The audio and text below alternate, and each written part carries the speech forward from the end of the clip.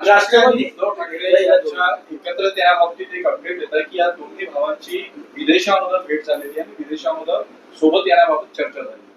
त्यांची त्या भेटीच्या संदर्भात ते अधिक चांगल्या पद्धतीने सांगतील. मात्र माझी आग्रहपूर्वक विनंती हीच आहे की खूप समस्या आहेत महाराष्ट्रात. गव्हर्नन्स कुठेतरी खाली जात आहे.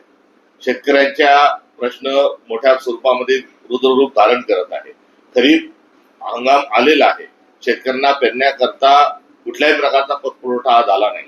कर्जाची पुनर्बांधणी जी आहे, पीक कर्जाची ती पुनर्गठन जे आहे त्या संदर्भात कुठलाही निर्णय नाही.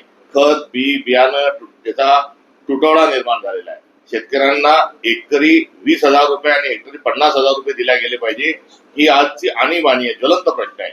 या सर्व प्रश्नांच्या माध्यमातून जर उहापोह जर आपल्या महाराष्ट्रात जर झाला तर हा महाराष्ट्र पुढे घेऊन जाण्याच्या अनुषंगाने मदत होईल. त्यामुळे लक्ष डायव्हर्ट करण्याकरता कुठेतरी पुण्याचं प्रकरण, त्याच्या आधी बीडची चर्चा आणि आता कोण एकत्र येणार यावर जो राजकीय दांड हा वळवलेला आहे हा संयुक्तिक आहे.